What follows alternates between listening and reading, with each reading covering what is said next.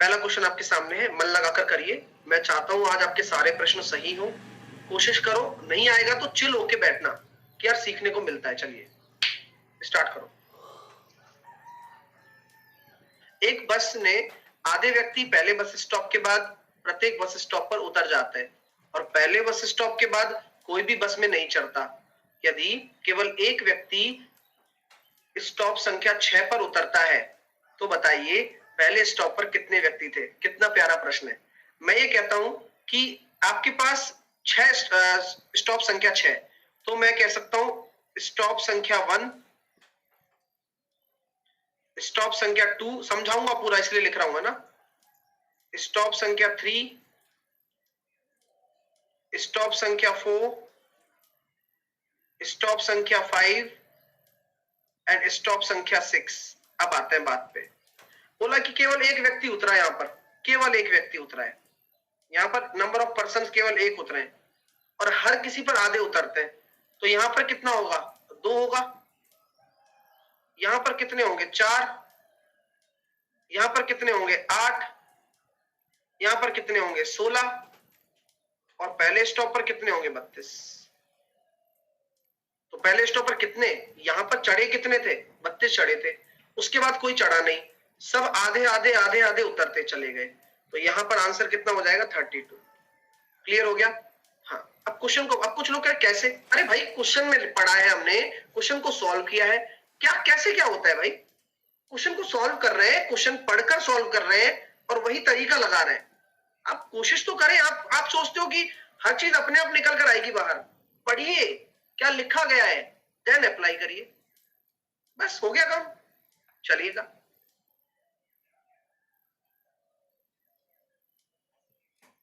Next. हो कुछ मैचों में अश्विन का गेंदबाजी औसत इतना था, मान लीजिए इतने एक्स विकेट ले दिए और उसका एवरेज इतना है। ये एक्स क्या है? विकेट्स है। अगली पारी में उसने 26 रन देकर 5 विकेट ले दिए, यानी कि एवरेज कितना हो जाएगा? 26/5। एवरेज कितना हो गया? 20। भाई 5 विकेट तो लिए, 26/5 5.2 आपका एवरेज हो गया। कोई दिक्कत नहीं। और टोटल गेंदबाजी तो उसकी गेंद औसत 12 रन प्रति विकेट हो जाता है, यानी कि 12 हो गया। तो बस हो गया क्वेश्चन। तो 12.4 में से 12 गए तो 0.4, और 12 में से अगर 5.2 जाएंगे तो कितना आएगा? 4.8 ना। 4.8 क्यों? 6.4। अरे क्या को 4.8 क्यों? 6.8। 6.8। तो ये कितना हो गया? 17:1। ठीक है। तो एक रेशो बराबर किसके है? 5 विकेट, ये तो पता है हमें। तो 17 रेशो किसके बराबर होगा? 85 विकेट। तो बोला गया है कि पिछली पारियों में उसके द्वारा लिए गए विकेट की संख्या ज्ञात कीजिए। तो पिछली पारियों में उसके द्वारा लिए गए विकेटों की संख्या ज्ञात करेंगे, तो क्या होगा आंसर आपका? सही है ना? हाँ। तो पिछली पारियों में लिए गए, find the wicket taken by him last inning, मतलब लास्ट इनिंग तक पूछा गया है, तो आंसर 90 होगा। 80 तो हो नहीं सकता, तो 90 होगा। ठीक है ना? लास्ट पारी तक है ना, ये बोला गया पिछली पारियों तक, मतलब ऐसा बोला गया है। Find the wicket taken by him in the last innings, है ना? तो हिंदी के हिसाब से तो 85 सही है, लेकिन 85 ऑप्शन में नहीं था, लेकिन इंग्लिश में सही लिखा हुआ है कि अंत इनिंग तक आपको बताना है। ठीक है, चलिए। 5 कैसे आया सर? ये लिखा हुआ है ना, देखो ना, 26 रन देकर 5 विकेट लेता है, तो ये 5 यहां लिखा हुआ है ऑलरेडी, 5 विकेट। और ये क्या है? एवरेज। तो हमने जो एलिगेशन लगाया एवरेज में लगाया, ये भी एवरेज है, ये भी एवरेज है और ये भी एवरेज है। 5 हाउ? 5 हाउ? क्वेश्चन में लिखा तो है भाई साहब। चलिए, 90 क्यों 85 नहीं? अरे भाई यार तुम्हें एक एक चीज बतानी पड़ती है क्या दो दो बार? मैंने बोला है ना कि इंग्लिश के हिसाब से आपका इसका आंसर 90 जाएगा। ऑप्शन में हिंदी में कर दीजिए अंतिम इनिंग में, है ना? यहां लिख दीजिए सभी पारियों में, बस ये कहानी बोल रहा हूं मैं आपसे। नेक्स्ट कैसे करेंगे डियर स्टूडेंट? 63 2 की पावर n माइनस 3 6 की पावर n, n का इकाई अंक ज्ञात कीजिए अगर n कोई धनात्मक संख्या है। तो धनात्मक संख्या है तो मैंने n को एक ही मान लिया, ज्यादा दूर नहीं जाऊंगा मैं। तो n को एक ही माना तो मैंने कितना निकल कर आया 63 का स्क्वायर माइनस 3 की पावर 6। जैसा कि आप सभी को पता है सर, 3 तिया का 9 होता है और 3 की पावर 6 करेंगे तो स्क्वायर ये यानी कि 9। तो 9 माइनस 9 शून्य आपका उत्तर आएगा सर। कोई रोक नहीं सकता, कोई टोक नहीं सकता। कारण क्या है? सिस्टमैटिक तरीके से करना कारण है। चलिए भैया आगे चलते हैं। अगला प्रश्न आपके सामने, दिमाग लगाइएगा, आंसर दीजिएगा। खाद्य तेल के मूल्य में 12% की वृद्धि हो जाती है। उपभोक्ता खाद्य तेल पर अपना व्यय पहले के समान ही रखना चाहता है तो खपत में कितनी कमी करनी पड़ेगी? तो भाई देखो सिंपल सी बात है, अगर एक्सपेंडिचर अगर आप कांस्टेंट रखना चाहते हो तो हमें पता है कि जो प्राइस गुणा आपका जो कंजम्पशन है वही एक्सपेंडिचर के बराबर होता है। अब आप कह रहे हो कि खर्चा, माफ कीजिए, मूल्य इनटू खपत बराबर आपका खर्चा है। तो हम ये कह सकते हैं कि अगर खर्चा आपका कांस्टेंट है तो जो आपका प्राइस होगा वही आपका एक्सपेंडिचर कंजम्पशन के क्या होगा? इनवर्सली प्रोपोर्शनल होगा। तो अगर मूल्य में वृद्धि हो जाती है यानी कि आपका 100 से 112 हो गया तो ये तो प्राइस का रेशो है, इसको 4 से काट भी सकते हो आप। तो ये आपने 4 से काटा 25 से 28 आ गया। तो आपके प्राइस का रेशो अगर ये है तो कंजम्पशन का रेशो क्या बोलोगे? 28 से 25। दिख रहा है ना, उल्टा हो जाता है। तो कितने की कमी आ गई? बोले गुरुजी 3 की आ गई, 28 के रेस्पेक्ट में आ गई, गुना 100 कर दो आप। 4 से काटना ज्यादा अच्छा लग रहा है। 4 से काटा 7 बार, 4 से काटा 25 दिया 75, 75/7। तो आंसर कितना निकल कर आया? Option number D. अच्छा लगा डियर, सबका सही आना चाहिए। ये प्रश्न तो स्कोरिंग होते हैं, हर पेपर में स्कोरिंग होते हैं। उम्मीद करता हूं आप सभी का सही होगा। अगले प्रश्न की तरफ प्रस्थान करते हैं। अगला प्रश्न भी आप सही बना के आएंगे। ये लीजिए, देखिए तरीका बहुत नीट एंड क्लीन बताया जाता है आप लोगों को हमेशा कि 65 तो एक पूर्ण संख्या है और इसको आप क्या लिख सकते हो? 5/9 माइनस 18। इसी तरह से आप इसको क्या लिख सकते हो? 73 4/9। इसी तरह से 6 इंटू 7 3/9। ठीक है, चलिए। तो क्या हम ये कह सकते हैं मेरे दोस्तों, सर हम जब इसको सॉल्व करेंगे तो कैसे करेंगे? अब फ्रैक्शन को सॉल्व करना पड़ेगा। 9 इंटू, अब देखो 65, 9 6 की 54, 9 पड़म 45। तो ये हो गया मेरे पास कितना? 540 और 45 हो गया 585 और 585 590/9, 590/9। देखो बहुत अच्छी बात है। माइनस, इसी तरह से आगे इसको सॉल्व किया, 73 9 9 7 63 630 और 27 657 657 और 4 661/9 प्लस 6 इंटू 9 7 63 और 3 63 और 3 66/9। सॉल्व करने पर कितना आ रहा है? देखो 590 तो ये बन गया, यूनिट डिजिट से हो सकता है वैसे तो होने को तो, लेकिन कोशिश करेंगे कि पूरा एग्जैक्ट निकाल दें। इधर 2 से गुणा करते हैं तो कितना आ रहा है? ये आ रहा है सर 1322 प्लस, इसको काटा मैंने, इसको कितने?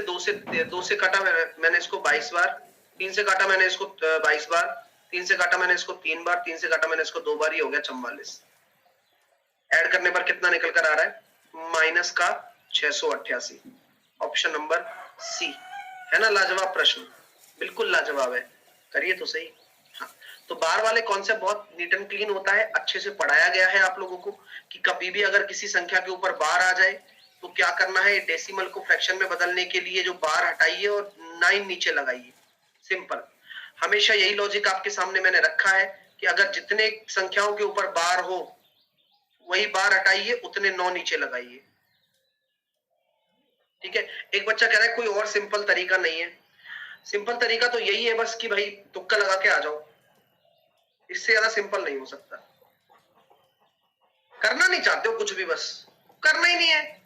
मतलब हम तरीका सिखाने की कोशिश कर रहे हैं, हम सोच रहे हैं कि बच्चा ऐसी प्रैक्टिस करे कि जो पेपर कर में क्वेश्चन करके आए, और इनको ये लग रहा है कि कोई सिंपल तरीका, कोई और तरीका। अरे भाई मैं सिखाने आया हूं आप लोगों को, है ना। ये नहीं करने आया कि भाई यहाँ तुक्का ये लगा देना, यहाँ तुक्का ये लगा देना। तो वो चीज, वो बच्चे तो फिर मतलब ही नहीं है फिर करने का इस क्लास में।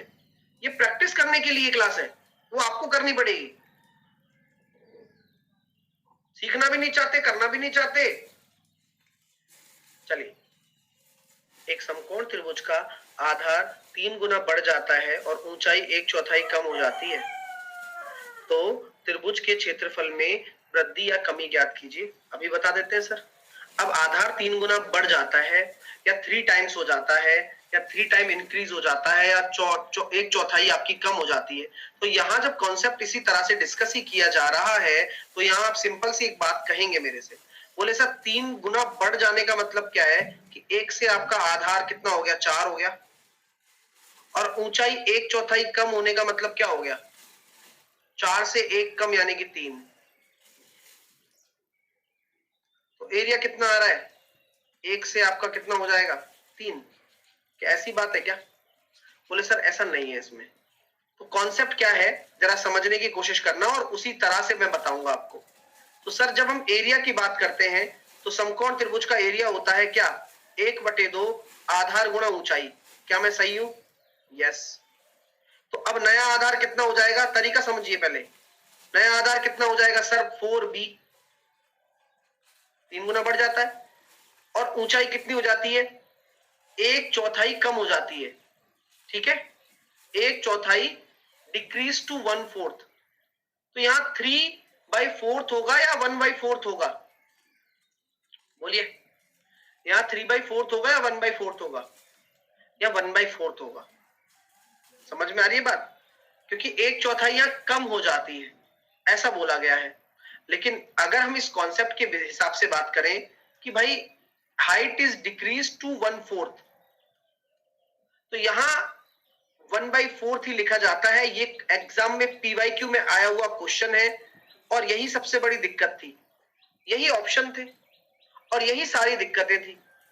तो बच्चा क्या करके आया, बच्चा यहाँ 3/4 लगाकर आया और सिंपली भाई जैसा बेचारा सॉल्व करता है उसने वैसे सॉल्व किया। अभी हमने देखा था ना कि हमारा 1/3 आया था, ठीक है, हमने देखा था ना अभी रेशो सक्सेसिव से। हाँ, तो ये ऑप्शन में नहीं था। ठीक है, तो आपको क्या करना है, इस तरह के क्वेश्चन में अगर ये ऑप्शन आ जाए तो ये पीवाईक्यू का क्वेश्चन है, सेम लैंग्वेज थी, सेम टू सेम लैंग्वेज। ठीक है, तो यहां पर उसने क्या माना, 1/4 ही माना है। तो भाषा किसी भी तरह की पूछी जा सकती है, मैं आपको बिल्कुल भी कंफ्यूज नहीं करूंगा इस मामले में। यह बिल्कुल नीट एंड क्लीन है। अगर इस तरह की भाषा आती है और ऑप्शन नहीं था तो हम कुछ नहीं करेंगे, हम क्या करेंगे, नो चेंज, सेम रहा। चलिए, क्योंकि इसमें हम कुछ नहीं कर सकते, जब उसने ऑप्शन नहीं दिए तो एग्जामिनर की सोच पे डिपेंड करता है, तो इसलिए मैं ऐसा क्वेश्चन लेकर आया, पहली चीज। और प्रैक्टिकली कैसे करेंगे सर, मैं दोनों ही आपके सामने रखूंगा प्रैक्टिकली।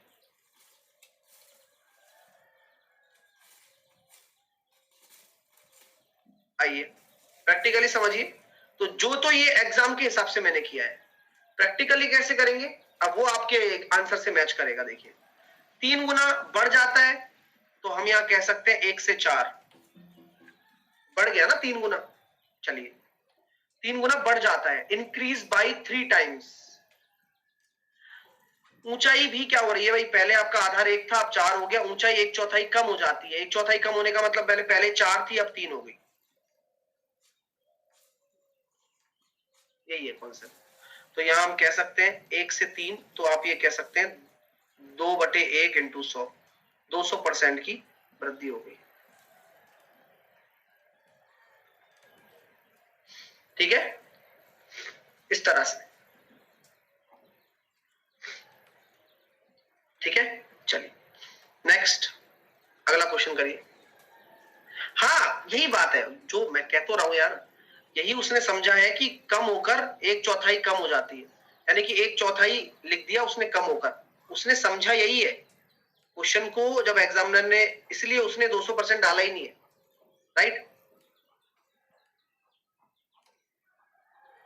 क्या है भाई सर, ये दिख रहा है 1/√5 माइनस 2√6 बराबर है √a प्लस √b।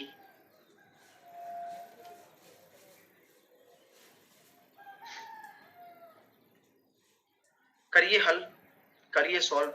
तो सर कैसे करेंगे? मैं कहूंगा कि भाई सिंप्लीफाई कर लो पहले, तो रैशनलाइज करते हैं।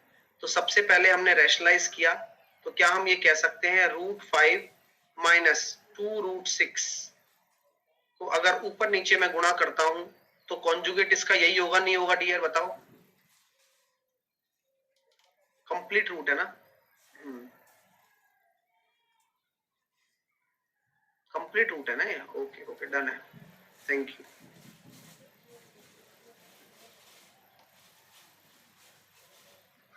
चलो फिर तो और आसान है। अच्छा ये बताइए, अगर ये कंप्लीट रूट है तो आपके सामने सिंपल सा एक लॉजिक मेरे सामने ये क्रिएट हो रहा है क्या कि भैया देखो, ये तो सर ये तो वैसे ही बन गया, ये किसका बन गया सर? ये √3 माइनस √2 बन गया। भाई इसका रूट निकल जाता है, √3 माइनस √2 हो जाएगा।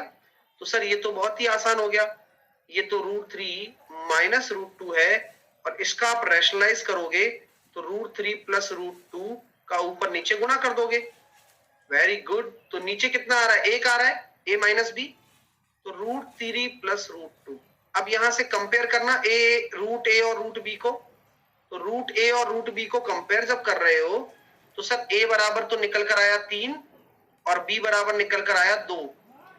तो सॉल्व करने पर क्या आ रहा है? 9 और 4 13/13, आंसर आएगा 1। उम्मीद करता हूं सबने फोड़ दिया होगा ये क्वेश्चन, और करना भी यही चाहिए था आपको। अगला प्रश्न आपके सामने है, करके दिखाएं। प्यारा सा प्रश्न है। बोला गया है मेले की प्रवेश टिकट की कीमत इतने अनुपात में वृद्धि हो जाती है, यानी कि पहले 9 थी अब 13 हो गई। अब दर्शकों की संख्या 7:4 के अनुपात में कमी आ गई, तो रेवेन्यू कितना रेशो हो गया? तो मैं कहता हूं पहले दर्शक की टिकट की कीमत 9 थी, अब 13 हो गई, बढ़ा दिया आपने, प्राइस ऑफ टिकट बढ़ा दिया है। अब पहले दर्शक 7 आ रहे थे और अब आप 4 ही आ रहे, तो यानी कि आपका जो रेवेन्यू पहले 63 कलेक्ट हो रहा था अब कितना हो रहा है? 52। तो ये क्या होगा? Decreasing ratio. आपका ये डिक्रीज हो रहा है इन रेशो में, रेवेन्यू आपका क्या हो गया? डिक्रीज हो गया। आपसे परसेंटेज में नहीं पूछा, देखते ही आंसर दे सकते थे। नेक्स्ट देखते ही कर सकते हो, a² माइनस b² बराबर अगर 45 है, सिमिलर केस में सर हम ये देख रहे हैं कि a माइनस बी बराबर 3 है, तो a प्लस बी बराबर क्या होगा? 15 होगा। कोई शक? नो। नेक्स्ट वन, बच्चा कहते हैं हाउ, बैक, प्लीज, कैसे, क्यों। भाई तुम्हें इतना भी नहीं आ रहा है, इसका मतलब a plus B into A minus B होता है a² minus b²। A minus B की वैल्यू पता है, a प्लस बी निकालना है। करो सॉल्व, करा करो यार, थोड़ा सा पढ़ लिया करो, फॉर्मूले वॉर्मूले थोड़े बहुत। मतलब वो पेन नहीं चलाना था उसमें। बढ़िया क्वेश्चन है, आ जाओ दिखाता हूं। 9 सेंटीमीटर त्रिज्या वाले ठोस धातु की गेंद को पिघलाकर बेलन बनाया जा रहा है। कोई चीज पिघलाई जाती है तो मतलब, बोलो यार, कोई चीज अगर पिघलाई जाएगी तो मतलब साफ साफ है वॉल्यूम को कन्वर्ट कर रहे हो आप, यानी कि धातु के गोले से। तो 4/3 पाई r³ से आप क्या बना रहे हो? जिनकी त्रिज्या 18 mm और ऊंचाई 1 सेंटीमीटर है, इस प्रकार के बेलनों की संख्या। तो कितने बेलन बनेंगे? पाई r²h। अब आराम से करना सॉल्व बस। पाई से पाई तो मैं काट सकता हूं, कोई दिक्कत? 4/3, ठीक है सर। 9 9 9, कोई दिक्कत? नो प्रॉब्लम सर, कोई टेंशन नहीं है, चलने दीजिए आप। यहां n निकालना है, r² कितना होगा? 18 mm, 18 mm की। तो किस बच्चे को कन्वर्ट करना आता है? ऊंचाई 1 सेंटीमीटर है, तो 1 mm बराबर कितना सेंटीमीटर होता है? किसको आता है? 1 mm कितना सेंटीमीटर के बराबर होता है? लो, 10 सेंटीमीटर बता। वाह यार, तो 1 mm 10 सेंटीमीटर के बराबर है।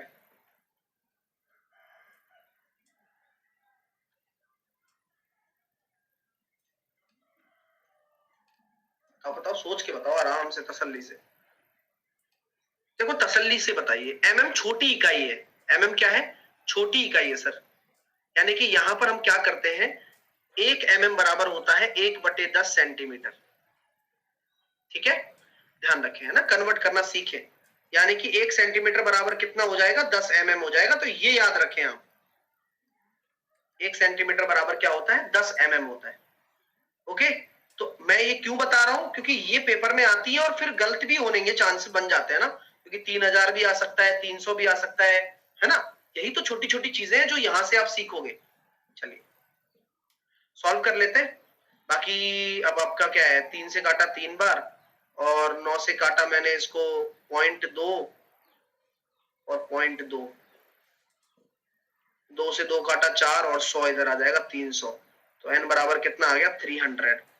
तो 300 will be your right answer. Got it? Next one please.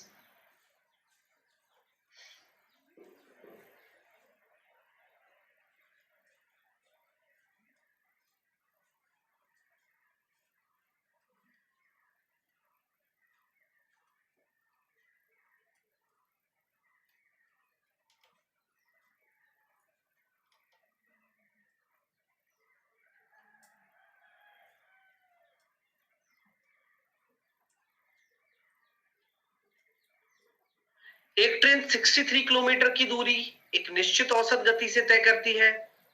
उसके बाद 72 किलोमीटर की दूरी मूल गति से 6 किलोमीटर प्रति घंटे अधिक की औसत गति से तय करती है।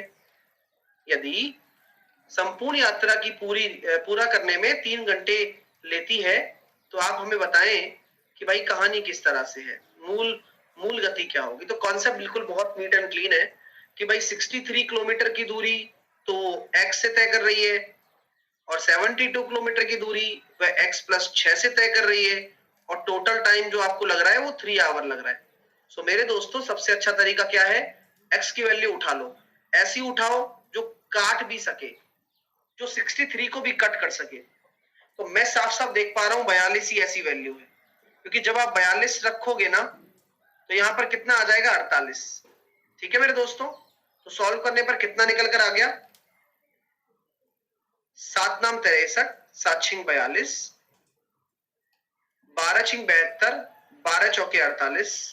सॉल्व करने पर देखो 9 चौके 36 और 36 72 बटे 24, तो 3 आ रहा है ना, तो यही आना चाहिए। तो आपका जो राइट आंसर है वो सेटिस्फाइड हो गया, ऑप्शन नंबर सी। सर क्या यही तरीका है? जी हाँ, आसान तरीका यही है। अगर आपको सॉल्व करना है तो आप सॉल्व कैसे करेंगे वो मैं बता देता हूं। तो इसी इक्वेशन को पूरा आपको सॉल्व करना होगा, क्वाड्रेटिक बनानी होगी और क्वाड्रेटिक के बाद आपके 2 मूल आएंगे, सॉल्व हो जाएगी। बहुत लेंथी चला जाएगा, लेकिन इस लेवल पर आप इस काम को कर सकते हो यहां पर। ठीक है, चलिए नेक्स्ट।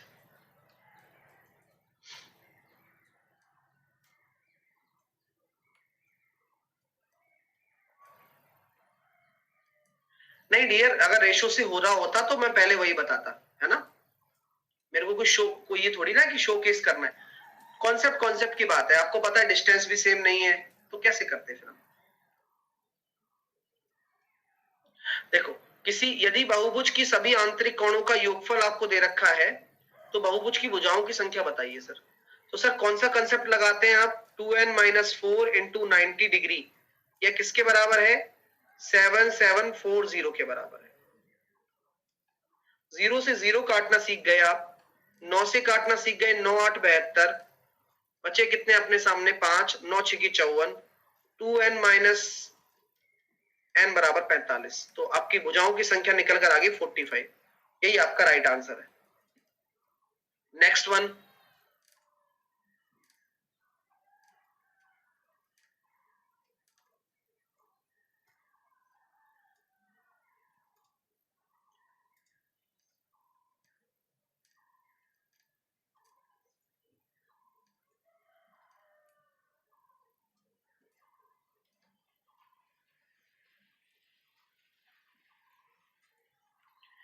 एक दूध का कंटेनर है, 50 लीटर दूध है, 10 लीटर निकाला जाता है, कंटेनर को पानी से भरा है। यही प्रक्रिया दूसरी और तीसरी बार भी दोहराई जाती है। सक्सेसिव केस लगा दीजिए, 10 निकाला गया 50 में से, यानी कि 1 निकाला गया 5 में से। अब 5 में से एक हिस्सा निकलेगा तो बचेगा 4, फिर से 5 में से एक हिस्सा निकलेगा बचेगा 4, और फिर से 5 में से एक हिस्सा निकलेगा बचेगा 4। यानी कि कहने का मतलब है सर 125 शुरुआत में था और अब कितना बचा हुआ है, 64 बचा हुआ है। तो कंटेनर में दूध की शेष मात्रा 64 रेशो है ये।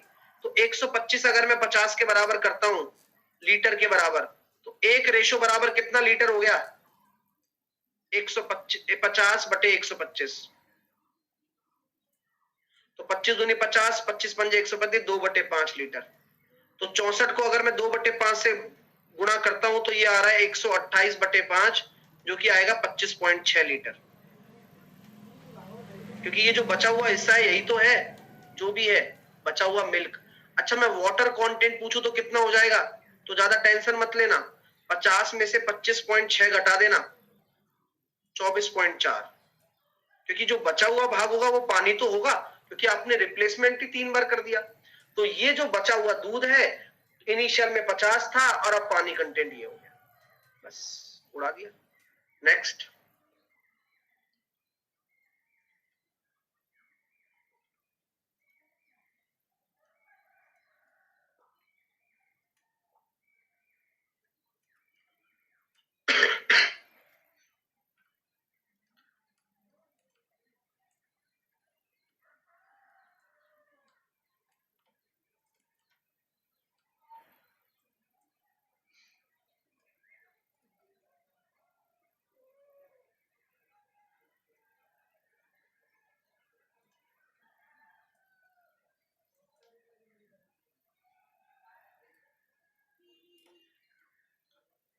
चलिए सर कैसे करेंगे, काफी अच्छा क्वेश्चन लग रहा है और सॉल्व भी हो जाए तो बात है, गरीमत मानिए।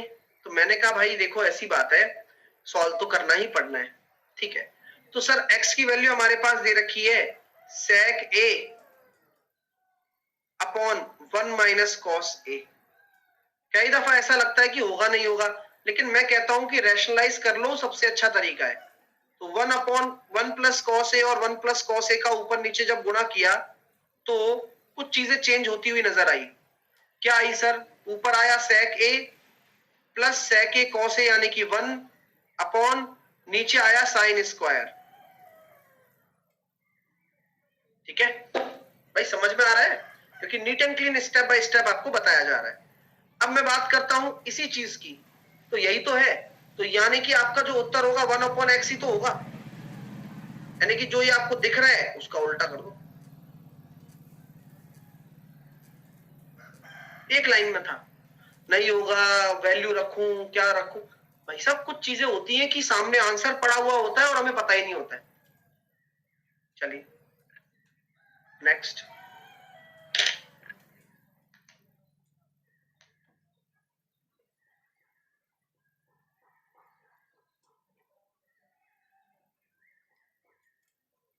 यूपीएसआई के लिए यही कोर्स चल रहा है अभी, फिर मैं यूट्यूब पे भी कल क्लास लूंगा यूपीएसआई के लिए, है ना, बता दूंगा मैं आपको।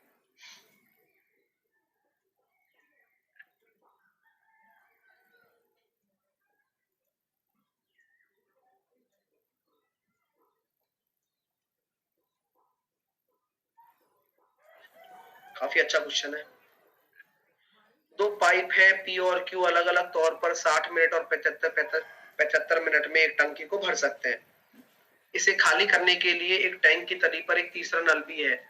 यदि सभी तीनों पाइपों को एक साथ खोल दिया जाए तो 50 मिनट में भर जाता है। अभी कर देते हैं भाई। देखो एक पी है 60 मिनट, क्यू है 75 मिनट और तीनों है।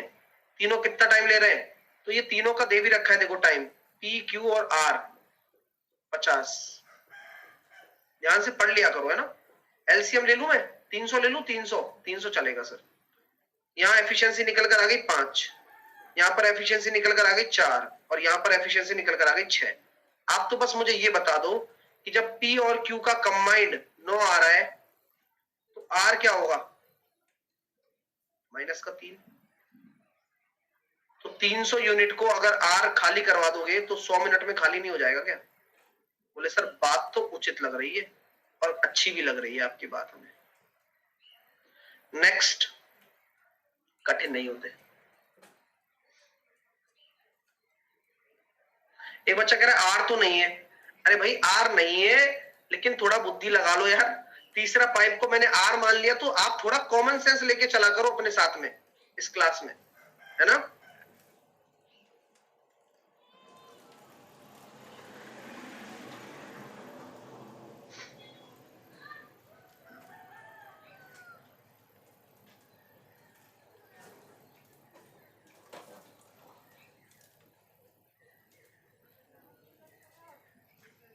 मेरा सुबह 11 बजे होता है, एचसीएफ एलसीएम चल रहा है बेसिक से, रात को 8 बजे ये प्रैक्टिस सेशन चल रहा है।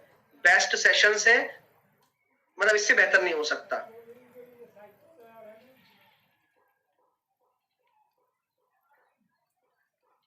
कैसे करेंगे डियर स्टूडेंट्स, देखिए, एक व्यापारी 15 रुपए प्रति किलोग्राम की पर ज्वार खरीदता है। अनाज का 20% खराब हो गया, वह शेष अनाज को बेचने की योजना बना रहा है और 40% लाभ कमाना चाहता है, तो किस मूल्य पर अनाज को बेचना होगा। काफी इंटरेस्टिंग क्वेश्चन है। तरीका वही है कि 15 के हिसाब से खरीदता है और 20% खराब भी हो जाता है। मान लीजिए 15 रुपए के हिसाब से उस भैया ने 100 किलोग्राम अनाज खरीदा, तो मान के चलो मैंने 1500 रुपए इकट्ठे कर लिए, मतलब सॉरी मेरे 1500 रुपए क्रय मूल्य लग गया, हाँ या ना बोलो। अगर 20% खराब हो गया तो मैं बेचने लायक कितना है मेरे पास, 80 किलोग्राम ही तो है। यस सर, बेचने लायक, बेचने के लिए, यस। लेकिन वो अपने वाइफ से क्या वादा करके आया है, बेचने के लिए 80 किलोग्राम ही है, लेकिन वो वाइफ से वादा करके आया है कि मैं 1500 रुपए मेरे लगे हैं डियर, मैं 40% का प्रॉफिट चाहे चुन्नू की कसम खाता हूं, मुन्नू की कसम खाता हूं, मैं लेकर आऊंगा कैसे भी करके। तो बोले ठीक है भैया, तो 1500 पर अगर आप 40% का प्रॉफिट लेकर आएंगे तो 7/5 यानी कि 2100 में बेचना ही पड़ेगा आपको। बोलो भाई 2100 कैसे भी कमाने। अब 2100 में अगर आप बेचोगे, उसको सेल आउट करोगे, कितना किलोग्राम ही आप बेच सकते हो, 80 किलोग्राम। तो क्या भाव आपको बेचना पड़ेगा, तो पर किलोग्राम आप रुपीज निकाल दीजिए, प्राइस 2100/80, 26.25 रुपया पर किलोग्राम। कोई दिक्कत, समझने का खेल है, कोई और तरीके भी से भी कर सकते हो, ऐसा कोई नहीं है कि हमने कोई यही तरीका पकड़ रखा है। हमें तो जो अच्छा लगता है हम उससे कर देते हैं। दूसरी बात यह है कि भाई 7/5 कहां से आया, आप इस चीज को कब सीख जाओगे ये बता दो। अगर मैं 20 साल से यही पढ़ा रहा हूं और 20 साल से यही पढ़ाता रहूं, तो भी आपके दिमाग में यही डाउट हमेशा बना रहता है। लेकिन मजाल है कि कोई तुम्हें परसेंटेज और प्रॉफिट लॉस पढ़ा जाए, मजाल है कोई, और तुम पढ़ जाओ। भाई साहब तुम्हें कितनी बार बताया है 40% बराबर 2/5 होता है, और ये जो 5 है उस पर प्रॉफिट हो रहा है, तो 5 से अगर 2 की वृद्धि हो जाए तो 7/5 लिख देते हैं।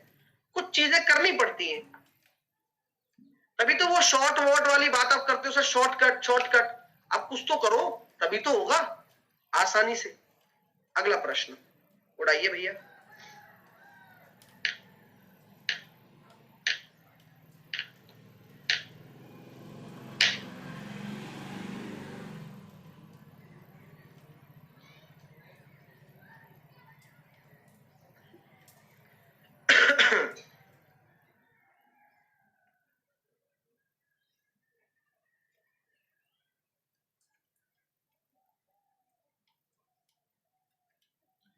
एक कोई क्वाड्रिलेटरल है डियर, तो इस क्वाड्रिलेटरल के मिड पॉइंट्स को मिलाकर भी एक क्वाड्रिलेटर बनाया जा रहा है, ठीक है। A B C T, W X Y Z, ये मिड पॉइंट्स है सारे, बोला गया मिड पॉइंट है। डब्ल्यू एक्स वाई जेड एक चतुर्भुज एबीसीडी के मिड पॉइंट है, क्लियर है। तो भाई वो चतुर्भुज क्या होता है, अब इसका एक डायरेक्ट होती है, इसमें आप कुछ नहीं कर सकते ना मैं कुछ कर सकता हूं, वो हमेशा पैरेललोग्राम ही होगा, डायरेक्ट है ये आप लिख लो, चाहे मैंने लिखवाया भी है जब मैंने 11 बजे अभी थोड़े दिन पहले पढ़ाया था आपको, उसमें मेंसुरेशन में लिखवा दिया था मैंने। कारण क्या है, कारण बहुत सिंपल है सर, कि जब आप यहां से यहां तक विकर्ण डालोगे, तो आप मुझे बताइए इस विकर्ण के हिसाब से यह जो डब्ल्यू जेड होगा, क्या ये AC/2 हो जाएगा, हाँ या ना बोलते जाना बस। क्या ये एक्स वाई भी AC/2 हो जाएगा? यस। क्यों? क्यों होगा? क्योंकि सर ये मिड पॉइंट थ्योरम लगेगी ना, बेस ये है बड़े वाले ट्राइंगल का और ये छोटे वाले ट्राइंगल का है, तो इसका आधा होता है, इसका आधा होता है। इसी प्रकार यहां पर अगर आप BD डालोगे तो ये BD/2 हो जाएगा भाई, एक विकर्ण और डलेगा ना, एक विकर्ण और आएगा, तो आपको पता है BD/2 है, ये भी BD/2 है। तो ऐसा कब होता है? ऐसा तब होता है जब पैरेललोग्राम।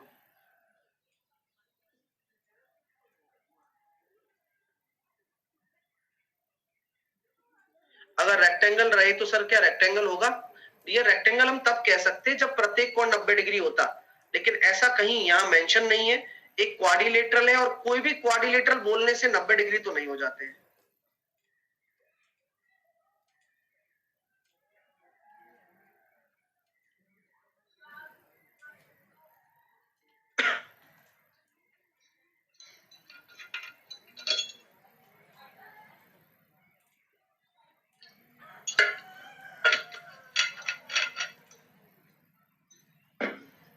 देखिए, यूवी धनराशि को 2 साल के लिए 15% की वार्षिक दर पर साधारण ब्याज पर निवेश करता है।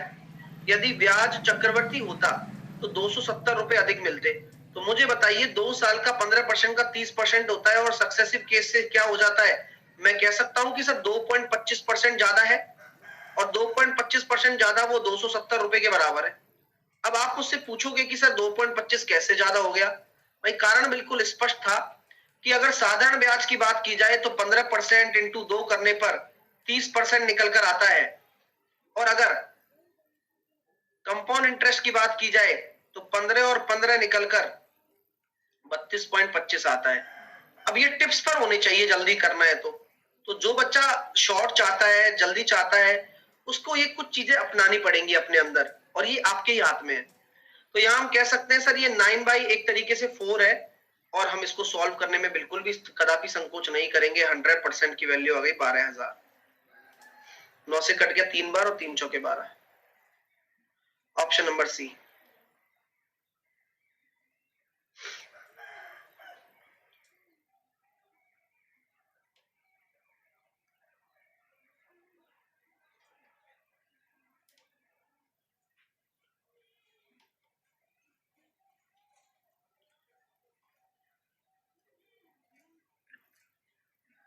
वृत्त के केंद्र पर एक जीवा द्वारा बनाया गया कोण 110 डिग्री है, तो लघु खंड में जीवा द्वारा बनाया गया कोण कितना होगा?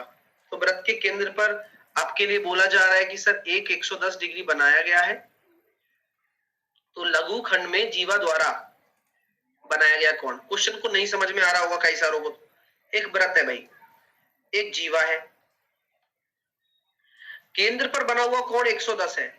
तो मेरे दोस्तों, जब केंद्र आपके सामने है, ये रहा, और इस पर बना हुआ कोण 110 डिग्री आपको दे रखा है, तो आप सिंपल सी बात मुझे ये बताएं कि परिधि पर बना हुआ कोण कितना होगा? अभी क्वेश्चन का आंसर नहीं आया है, और आपसे पूछा गया ये वाला लघु, क्योंकि ये यही तो लघु है, ऊपर वाला दीर्घ है।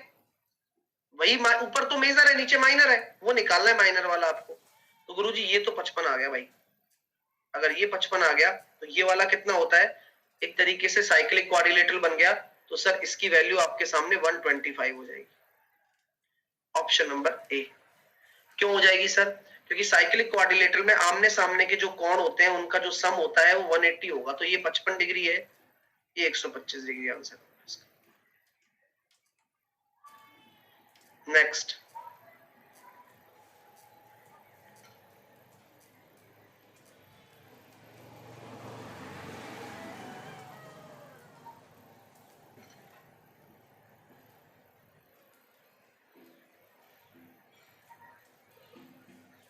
अरे भाई 55 कैसे? मतलब ऐसा कर देते हैं जैसे कि भाई इन्होंने तो सब कुछ पढ़ रखा है और ये बहुत अलग चीज आ गई इनकी जिंदगी में, ऐसा फील करा देते हैं 2 मिनट में कि अब पता नहीं क्या हो गया, ये कहां से आ गया, मैं तो सब कुछ पढ़ रखा है गणित में, फिर भी ये नहीं आ रहा है।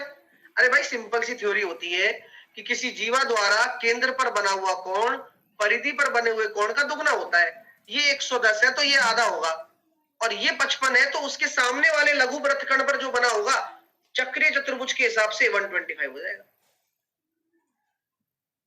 इनको यकीन ही नहीं होता एक बार में, ये क्या हुआ सर, अरे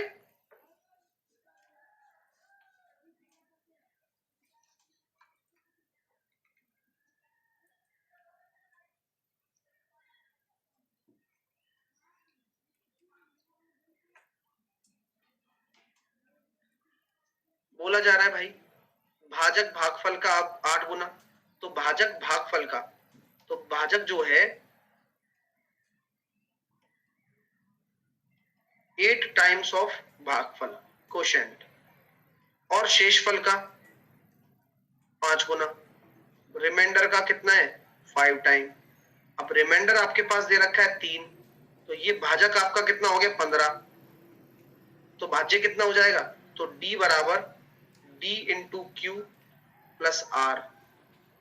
तो देखो जरा भाई, देखो Q की वैल्यू निकल कर आ गई, D तो आपको पता ही है 15 है, Q की वैल्यू निकल कर आ गई 15/8, और R की वैल्यू कितनी निकल कर आ गई 3,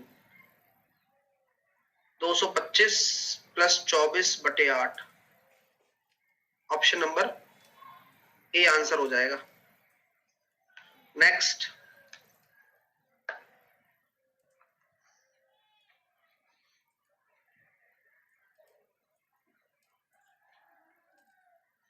अतुल शर्मा कह रहे हैं 21 को मेरा पेपर है, डर लग रहा है।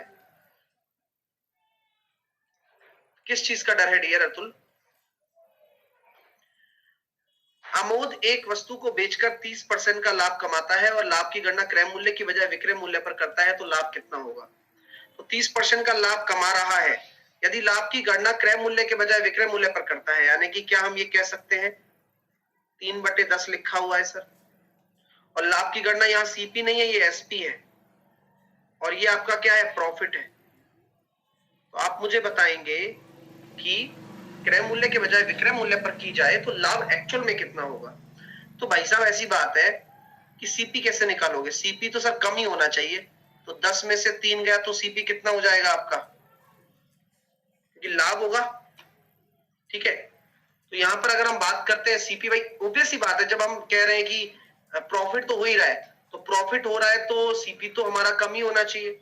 लेकिन अब कॉन्सेप्चुअली अगर हम चल रहे हैं तो 3 का प्रॉफिट है, 10 से 13, अगर हम 3 के प्रॉफिट की अगर बात करते हैं तो यहां वास्तविकता यही है कि प्रॉफिट तो यही रहने वाला है, सीपी को कैसे डील करें सर, बहुत बड़ा कंसर्न है सर। लेकिन ये सबसे बड़ी दिक्कत आती है कि ये जो आपको इनिशियली दे रखा है ये ओरिजिनल है या लोकल है?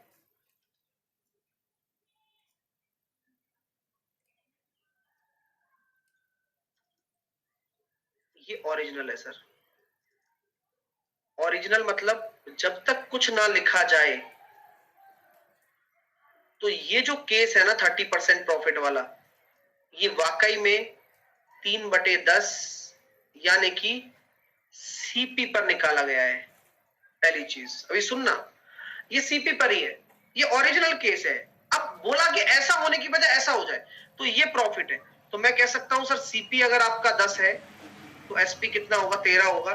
अब आप देखिए प्रॉफिट निकालना है, एसपी पर निकालना है, तो 3 आपका प्रॉफिट है, एसपी आपका 13 है, 1/13 कितना बताया था 7.7, 7.69, 7.69 इंटू 3 करेंगे तो 23.1%, याद भी कराया हुआ है मैंने। Got it? Yes sir.